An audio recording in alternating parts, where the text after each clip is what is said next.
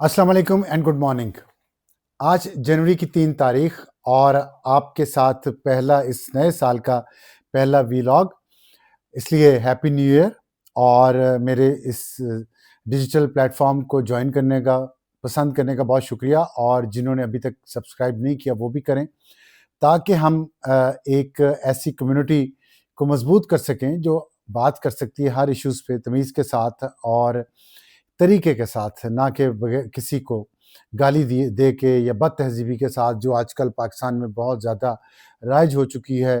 और fake news के ज़रिए, इल्ज़ामात के ज़रिए। तो मैं ये चाहता हूँ कि हम लोगों तक अच्छी तरह बात लेके जाएँ, सही बात लेके जाएँ। तो इसलिए इस प्लेटफ़ॉर्म को आप जॉइन करेंगे तो हमें ताकत मिलेगी और हम ज़्यादा से ज़्यादा लोगों तक अपना पैगाम पहुँचा सकेंगे। आज के व्लॉग में हम बात करेंगे साल का, क्योंकि मेरा पहला व्लॉग है, तो मेरा ख़्याल था किसी अच्छे टॉपिक से शुरू करते हैं, लेकिन जंगें साँस ही नहीं लेने दे रही इस खित्ते की। शायद किस्मत ही कुछ ऐसी है कि अब यमन में जंग जारी है और उसमें शिद्दत आ चुकी है। जो ताज़ा तरीन ख़बरें आ रही हैं उसके मुताबिक सऊदी अरब के बॉर्डर के साथ जो सूबा है हज़र मौत, वहाँ पे वहाँ यमन की जो वफ़ादार फ़ौज है उसके और अलहदगी पसंदों के दरमियान जंग शुरू हो चुकी है। इस पे बात करेंगे। और हम बात करेंगे जो ईरान में मुज़ाहरे जारी हैं आजकल महंगाई के ख़िलाफ़, और वहाँ पे जो ईरानी रियाल की कीमत कम हुई है उसके ख़िलाफ़, और उस पे अमेरिका ने जो धमकी दी है उस पे बात करेंगे। और फिर हम बात करेंगे पाकिस्तान तहरीक-ए-इंसाफ़ का एक पोस्टर आया है, और वो पोस्टर है कराची और सिंध के दौरे के बारे में, जो वज़ीर आला खैबर पख्तूनख्वा सुहेल आफरीदी करेंगे। उस पोस्टर पे 4 तस्वीरें हैं। उन 4 तस्वीरों की वजह से कौन-सा नया तनाज़ा शुरू हो चुका है पीटीआई के अंदर, इस पे हम बात करेंगे। तो शुरू करते हैं पहले ईरान में जो मुज़ाहरे हो रहे हैं।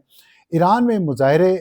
दायरा सिचुएशन, ईरान इसराइल जंग हुई, फिर ईरान अमेरिका जंग हुई, और ईरान पे बहुत सालों से पाबंदियाँ, इंटरनेशनल सैंक्शंस हैं उस पे, जिसकी वजह से ईरान की इकॉनमी और उसका जो रियाल है उसकी कदर बहुत कम है, और उस वजह से ईरान में इस वक़्त बहुत महँगाई है। वहाँ पे शटर डाउन हड़ताल है, लोग मुज़ाहरे कर रहे हैं सड़कों पे, बहुत सारी जगहों पे आग भी उन्होंने लगाई है। और अमेरिका इस सारी सिचुएशन को देख रहा है बड़े गौर से, और अमेरिका के प्रेसिडेंट ट्रंप, जो कि मशहूर है इस बात पे कि वो सोशल मीडिया के ज़रिए हुकूमत करते हैं, और इसी तरह उन्होंने ये हुकूमत की है। उन्होंने एक उनका एक सोशल है प्लेटफ़ॉर्म, उस पे उन्होंने एक पोस्ट की है। उस पोस्ट में उन्होंने ईरान को धमकी दी है कि अगर आपने फायर खोला मुज़ाहिरीन पे या तशद्दुद का रास्ता इख्तियार किया, तो हम इसको देख रहे हैं। और हमारे जो उन्होंने तैयारे का लफ्ज़ इस्तेमाल नहीं किया, लेकिन मतलब उनका यही है कि हमारे तैयारे तैयार हैं और उनमें असलहा, गोला बारूद लाद दिया गया है और वो लॉक है। मतलब वो सिर्फ़ बटन दबाना है और फायर हो जाएँगे। मिसाइल भी हो सकते हैं, उसमें हवाई हमला भी हो सकता है। बूट्स ऑन द ग्राउंड तो मुश्किल लग रहा है। ये कहाँ से होगा? ये अमेरिका के बहुत सारे अड्डे हैं पूरी दुनिया में, और इस रीजन में भी हैं। पिछली दफ़ा जब ईरान पे अमेरिका ने हमला किया था, उस वक़्त उसके तैयारे अमेरिका से उड़ के यहाँ पे आए थे और फिर वापस चले गए थे। रास्ते में उनकी रिफ्यूलिंग हुई थी और उसमें बहुत सारे ममालिक की फ़िज़ाई हदूद इस्तेमाल की थी अमेरिका ने। इस दफ़ा वो जो धमकी दी है उसके बारे में वाज़ेह तौर पे कोई बात नहीं की, सिर्फ़ इतनी धमकी दी है। इसके जवाब में अली लारीजानी जो सेक्रेटरी हैं supreme national security council of Iran के, ये वहाँ की सबसे मजबूत काउंसिल है, प्लेटफॉर्म है, आप ये समझ लें। और सबसे ऊपर वहाँ के सुप्रीम लीडर हैं आयतुल्लाह खामेनेई, उनके बाद अली लारीजानी का नंबर आता है, और फिर वहाँ के प्रेसिडेंट हैं ईरान के। तो ये हायरार्की है वहाँ की। और अली लारीजानी पाकिस्तान का दौरा भी कुछ अर्सा पहले कर चुके हैं। तो ये सिचुएशन इस वक्त जो बिगड़ रही है उस पे, और जो ट्रंप की धमकी आई है उसके बाद अली लारीजानी ने ये स्टेटमेंट दी है। उन्होंने कहा है कि अ, ये जो बयान आया है डोनाल्ड ट्रंप का, और इसराइल के जो ऑफिशियल्स ने जो बयान दिया है, और उसमें उन्होंने कहा था कि वो ईरान पे हमला करने की कोशिश कर रहे हैं, और वो कोशिश कर रहे हैं कि प्रेसिडेंट ट्रंप को भी इस पे कन्विंस किया जा सके। उन्होंने कहा था कि जो कुछ पर्दे के पीछे चल रहा है वो अब सामने आ गया है। मतलब उनका ये था कि ईरान की जो हुकूमत है उसके खिलाफ साजिश हो रही है, अमेरिका और इसराइल में शामिल है, और ये मुजाहरे जो हो रहे हैं ये भी एक साजिश का हिस्सा है। और इस साजिश को आगे बढ़ाते हुए अब जो ट्रंप ने बात की है वो बिल्ली थैले से बाहर आ गई है, और उन्होंने कहा है कि हम जो दुकानदारों का एहतजाज है, हम उसको اس میں اور جو فساد پیدا کرنے والے پلیئرز ہیں، ایکٹرز ہیں، ہم ان کے درمیان فرق ہمیں پتہ ہے۔ مطلب انہوں نے کہا کہ جو جینوئن مظاہرے ہو رہے ہیں جینوئن ایشوز پہ، ہمیں اس کا بھی اندازہ ہے، اور جو سازش کے تحت جو کچھ ہو رہا ہے ہمیں اس کا بھی اندازہ ہے۔ اور ساتھ انہوں نے کہا ہے کہ اگر امریکہ نے اس خطے میں مداخلت کی تو اس کے جو خطے کی اس خطے کی سلامتی اور اسٹیبلٹی ہے، استحکام جو ہے، اس پر بہت برا اثر پڑے گا۔ تو اس کا مطلب ہے ایران نے بھی اپنے پتے شو کر دیے، اور ایران ہم نے سنا ہے کہ خبریں میڈیا میں آئی ہیں کہ پچھلے کچھ عرصے میں جب سے ان پہ حملہ ہوا اس کے بعد ایران نے بھی اپنے دفاع کو مضبوط کیا ہے۔ روس کے ساتھ اس کے بہت گہرے تعلقات ہیں، چین کے ساتھ بھی ہیں۔ کیا ایران نے نئے طیارے لیے ہیں، نہیں لیے، یا نیا کوئی سسٹم لیا ہے ڈیفنس کا یا میزائل کا، اس کے بارے میں ابھی تک کوئی واضح اطلاعات نہیں ہیں، لیکن میڈیا رپورٹس ایسی آتی رہی ہیں۔ تو اب کیا اس میں سچویشن ہوگی؟ کیا ایران اگر ان مظاہروں پہ کنٹرول کر لیتا ہے تو پھر تو ظاہر ہے یہ سچویشن خراب ہونے سے بچ جائے گی، لیکن اگر ایران ان مظاہروں پہ کنٹرول نہ کر سکا اور وہاں پہ خدا نہ خواستہ خون خرابہ ہوا تو پھر امریکہ اس میں انٹرفیئر کرے گا، اور ایک اور جنگ کے دھانے پہ یہ خطہ آیا ہوا ہے۔ اللہ تعالیٰ اس پہ اپنا کرم کرے اور بچائے اس جنگ سے، کیونکہ ظاہر ہے ایران کے لیے اور اس خطے کے لیے بہت مشکل صورتحال ہے۔ کافی عرصے سے یہاں پہ بدامنی ہے اور مختلف معاملات ہیں، کبھی افغانستان پاکستان کی جنگ ہوتی ہے، کبھی پاکستان انڈیا کی ہوتی ہے، اور کبھی ایران اسرائیل اور ایران امریکہ کی ہوتی ہے۔ تو یہ سچویشن کافی اس وقت تشویشناک ہے۔ تو آنے والے دنوں میں یہ کلیئر ہو جائے گی۔ اس وقت تک کی جو سچویشن ہے آپ کو میں نے بتا دی ہے، اور اس کے ساتھ ہی بالکل اگر آپ نقشہ دیکھتے ہیں یا آپ کا جغرافیہ سے کوئی دلچسپی ہے آپ کو، تو آپ دیکھیں گے کہ خلیج فارس کے اس طرف یہ ایران کی میں نے سچویشن بتائی، اور دوسری طرف یمن ہے اور عمان کے ساتھ یمن ہے، اور وہاں پہ جو ایک نئی جنگ شروع ہو رہی ہے، اور اس میں جو 4 دن پہلے سعودی عرب نے حملہ کر کے یمن کے اندر اس یو اے سے بھیجے ہوئی گاڑیوں اور اسلحے پر حملہ کیا تھا اور اس کو تباہ کر دیا تھا۔ اس کے بعد یو اے کو کہا کہ اپنی فوج واپس بلائیں، یو اے نے اپنی فوج واپس بلائی، جس سے لگتا تھا کہ ٹیمپریچر نیچے چلا جائے گا، کیونکہ یہ چیز ایسی تھی جو خطرناک ہے۔ اور اس پہ امریکہ نے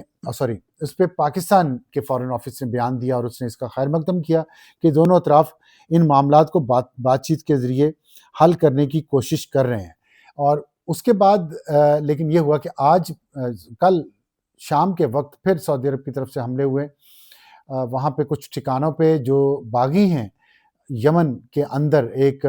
صدرن ٹرانزیشنل فورس ہے اور وہ چاہتی ہے کہ ساؤتھ یمن کو ایک آزاد ریاست بنایا جائے یمن سے توڑ کے، لیکن وہاں پہ ابھی یمن کی حکومت ہے، اور یمن کے جو گورنر ہیں جن کو سعودی حکومت کی مدد حاصل ہے، انہوں نے ان کے خلاف ساتھی کارروائی شروع کر دی، جس سے دونوں اطراف میں جنگ شروع ہو چکی ہے، اور اس میں کچھ لوگوں کے مارے جانے کی اطلاعات بھی ہیں۔ تو یہ اس وقت صورتحال ہے یمن کی، اور یہ صورتحال اس لیے کہ ایک طاقت کی کشمکش جاری ہے دونوں اطراف میں، اور جو صومالی لینڈ کو تسلیم کیا اسرائیل نے، اصل جھگڑا وہاں سے شروع ہوا ہے، کیونکہ اس کا مطلب یہ ہے کہ صومالی لینڈ کو تسلیم کرنے کا مطلب ہے کہ صومالیہ تقسیم ہو جائے گا، اور صومالی لینڈ ریڈ سی کے ماؤتھ پہ ہے، خلیج عدن کے اوپر ہے، اور اس کا کچھ 500-600 کلومیٹر لمبی اس کا ساحل ہے، جہاں پہ یو اے کے بھی اڈے ہیں، اور اسرائیل بھی شاید وہاں پہ اڈے بنانا چاہ رہا ہے۔ اس کے بعد پھر سوڈان کے اندر یو اے کا کافی انفلوئنس ہے۔ تو یہ جو ریڈ سی ہے اس پہ ظاہر ہے سعودی عرب کا بہت کنسرنز ہیں، اور وہ چاہتا ہے کہ اس کا انفلوئنس زیادہ رہے، تو وہ کسی اور ملک کے انفلوئنس کو، خاص طور پہ وہ ملک اسرائیل کے قریب ہے، سعودی عرب اس کو اپوز کر رہا ہے۔ تو یہ ایک کشمکش جاری ہے، جس کے لیے پاکستان کے فارن آفس نے آج پھر ایک بیان جاری کیا ہے، اور اس میں انہوں نے کہا ہے کہ یمن کی صورتحال پر مذاکرات کے لیے جو پیش رفت ہے پاکستان اس کی حمایت کرتا ہے، اور پاکستان یمن کی وحدت چاہتا ہے، یعنی کہ وہ نہیں چاہتا کہ یمن 2 ٹکڑوں میں بٹ جائے یا 3 ٹکڑوں میں بٹ جائے، وہ چاہتا ہے کہ یمن ایک ملک کے طور پہ رہے، ساؤتھ، نارتھ اور ایسٹ اور سارا یمن جو ہے۔ تو پاکستان نے اس کی سپورٹ کی ہے، جو کہ سعودی موقف ہے، اسی کی سپورٹ کی ہے، اور اب انہوں نے کہا ہے کہ علاقائی سلامتی بھی اس کی ہونی چاہیے، اور انہوں نے پاکستان کے فارن آفس یہ امید بھی ظاہر کی ہے کہ سعودی عرب اور یو اے کے اقدامات مسئلے کے پرامن حل میں معاون ثابت ہوں گے۔ تو یہ پاکستان نے امید بھی ظاہر کی ہے، اور پاکستان اس کے لیے درپردہ کوششیں بھی کر رہا ہے۔ تو اور پاکستان نے دونوں ملکوں کی تعریف کی ہے، سعودی عرب اور UAE کی، کہ وہ یمن کی صورتحال پر ایک مدبرانہ طرز عمل انہوں نے اختیار کیا ہے، اور انہوں نے کہا ہے کہ اس سے ثابت ہوتا ہے کہ دونوں ملک اس خطے میں امن اور سلامتی چاہتے ہیں۔ تو یہ ایک اچھی بات ہے، اور پاکستان جیسے میں نے آپ کو بتایا درپردہ کوششیں بھی کر رہا ہے۔ تو اس پہ یمن اور ایران کی جو صورتحال ہے، اس کی وجہ سے اس علاقے میں کافی پرابلم ہے۔ تو جو اب ایران میں ظاہر ہے معاشی مسئلہ بہت زیادہ ہے، تو اگر وہ مسئلہ حل ہو گیا تو امید ہے کہ وہاں بھی سچویشن تھوڑی بہتر ہو جائے گی۔ تو یہ تھے وہ 3-4 ایشوز جن پہ میں بات کرنا چاہ رہا تھا شروع میں۔ تو دوسرا اصل ایشو جو ہے، جو ہم دیکھ رہے ہیں، ایک نیا تنازعہ پاکستان کے جو بہت بڑی سیاسی جماعت تحریک پاکستان تحریک انصاف ہے، اس کے اندر شروع ہو چکا ہے، اور اس کی وجہ بنی ہے وہ پوسٹر بڑا دلچسپ ہے، اور وہ میں آپ کو بتاؤں کہ وہ سندھ کراچی تیار ہو جاؤ، یہ اس پوسٹر پہ لکھا ہوا ہے، اور جو PTI آفیشیل کا اکاؤنٹ ہے ایکس پہ، اس نے اس پوسٹر کو پوسٹ کیا ہے، اور ساتھ اس نے لکھا ہے کہ عمران خان کا نظریہ پورے ملک میں گونج رہا ہے، حقیقی آزادی کی چاہت اور روح ہر دل میں زندہ ہے، خان کی قوم تیار ہے کہ اپنا حق اور اپنا لیڈر واپس چھین کر لے، خان کا حکم اسٹریٹ موومنٹ۔ اور اس پہ 5 تصویریں ہیں، ایک عمران خان کی تصویر ہے، ظاہر ہے وہ لیڈر ہے PTI کی، ان کی تصویر ہے، دوسری سہیل آفریدی کی جو خیبر پختونخوا کے وزیر اعلیٰ ہیں، تیسری تصویر ہے شفیع اللہ جان کی جو خیبر پختونخوا کے مشیر برائے اطلاعات ہیں، پھر ہے شاہد خٹک کی جو ممبر قومی اسمبلی ہیں، اور پھر مینا خان افریدی کی جو وزیر بلدیات ہیں۔ اب یہ 4 جو لوگ ہیں یہ نسبتاً جوان ہیں اور جونیئر ہیں، اور یہ جوان اور جونیئر ہونا کوئی ڈسکوالیفیکیشن نہیں ہے، لیکن اس سے ایک پارٹی کے اندر جو لیڈرشپ ہے سینئر، اور جو پچھلے 20-25-30 سال سے PTI کا حصہ ہے اور PTI کے لیے ان کی قربانیاں ہیں، وہ اس بات سے بہت زیادہ اس وقت ڈسٹربڈ ہیں کہ یہ کیا پارٹی پہ 4-5-6 لوگوں کا قبضہ ہو رہا ہے جو نئے ہیں اور نیچے سے اٹھ کے آئے ہیں اچانک، اور پارٹی پہ انہوں نے قبضہ کر لیا، اور ساتھ پارٹی کو پختون رنگ دیا جا رہا ہے، ایک پختون لسانی اور قومیت کا رنگ دیا جا رہا ہے۔ اس کی کیا وجہ ہے؟ یہ دونوں سوالات جو ہیں یہ بہت زیادہ اس وقت ڈسکس کیے جا رہے ہیں میڈیا میں بھی اور PTI کی لیڈرشپ کے PTI کے اندر بھی۔ اب اس میں دیکھیں جو پہلے یہی لوگ گئے پنجاب میں، اور پنجاب کی لوکل لیڈرشپ جو تھی لاہور کی یا پنجاب کی، وہ ان کے ساتھ نہیں تھی، سوائے سلمان اکرم راجہ صاحب ایک جگہ پہ کہیں نظر آئے ہیں، اس کے علاوہ یہ 4-5 لوگ ہی مختلف وہاں پہ جگہوں پہ گھومتے رہے، اور وہاں پہ ان مارکیٹس میں بھی گئے جہاں پہ پختون لوگ زیادہ ہیں کاروبار کرنے والے، اور جہاں ان کے بہت سارے لوگ رہتے بھی ہیں۔ اب یہی والا فارمولا کراچی پہ بھی اور سندھ میں بھی، کراچی میں خاص طور پہ اپلائی کیا جا رہا ہے کہ جو پختون اکثریت والے علاقے ہیں یا جہاں پہ پختون بہت زیادہ تعداد میں رہتے ہیں یا کاروبار کرتے ہیں، ان کے وہاں پہ جایا جائے گا، اور ایک پختون رنگ جو ہے اس کو ابھارا جائے گا، جیسا کہ لاہور میں کیا گیا۔ یہ ایک بہت خطرناک بات ہے، نہ صرف یہ خطرناک بات ہے اس سینس میں کہ اس سے ایک صوبائی تعصب، جو قومی تعصب، لسانی تعصب جسے کہنا چاہیے، جو کہ انسانیت کی نفی ہے، جو کہ مسلمان ہونے کی نفی ہے، جو کہ پاکستانی ہونے کی نفی ہے، اس کو یہ ایک جو گروہ ہے وہ اس کو ابھار رہا ہے، اور وہ سیاسی مقاصد کے لیے ابھار رہا ہے۔ تو قومیت پرستی یا لسانی بنیادوں پہ جب بھی سیاست ہوگی، اسی لیے ہوگی کہ آپ کے پاس وہ ایجنڈا نہیں ہے جو آپ ہر قسم کے زبان بولنے والے کو اٹریکٹ کر سکے۔ آپ ایک خاص زبان کے بولنے والوں کو اپنے لسانی تعصب کی بنیاد پر اٹریکٹ کرنا چاہتے ہیں اپنی پارٹی کی طرف، اپنے موقف کی طرف، تو اس لیے یہ خطرناک بات ہے۔ دوسرا اس سے یہ کہ پاکستان کے جو وحدت ہے اس کو نقصان پہنچے گا۔ تیسرا یہ کہ یہ ایک اسلامی ملک ہے، اور اسلام میں رنگ، نسل اور زبان سے بلند ہو کے، مسلک اور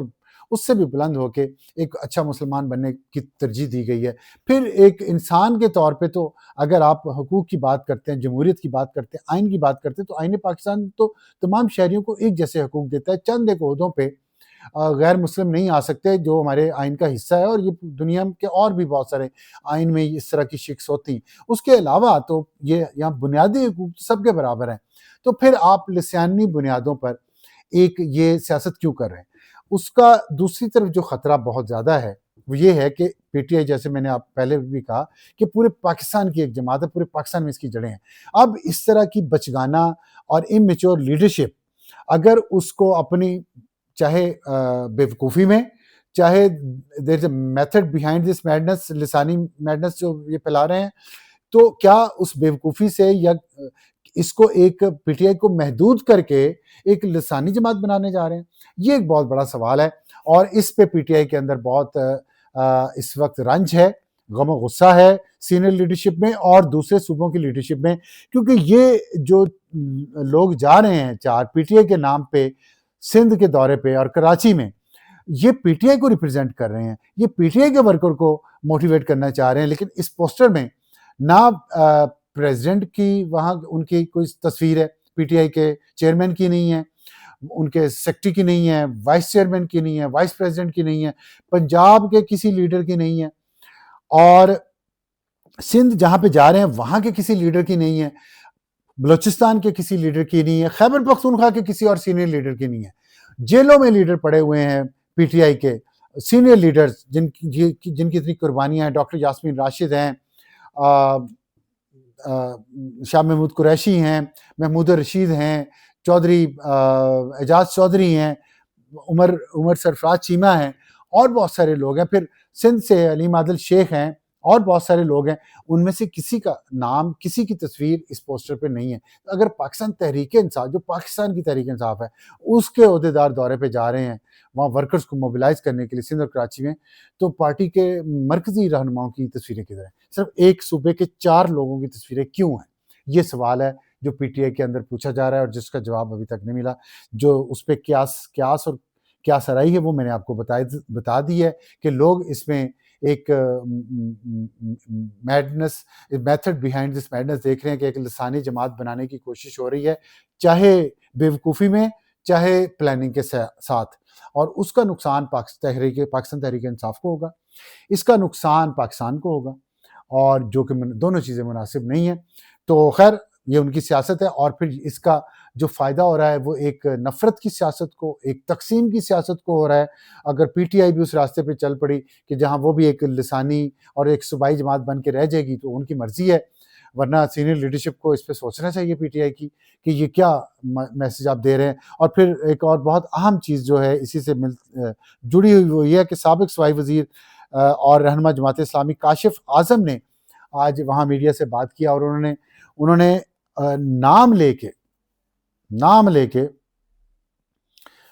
میں نام نہیں لیتا، انہوں نے لیا بہرحال پاکستان تحریک انصاف کے لیڈرز کا، صوبائی لیڈرز کا، کہ ان لوگوں کی زبان اور ان کا لیول اس قابل نہیں ہے کہ ایک پاکستان کی بڑی سیاسی جماعت کے یہ لیڈر بنے یا عہدیدار بنے، کیونکہ ان کی زبان گندی ہے، یہ گالیاں دیتے ہیں لوگوں کو، عورتوں کی بے عزتی کرتے ہیں، ان کو گالیاں دیتے ہیں۔ یہ انہوں نے کہا یہ پختون کلچر نہیں ہے کہ عورت کو گالی دی جائے، عورت کو ریپ کی دھمکی دی جائے، عورت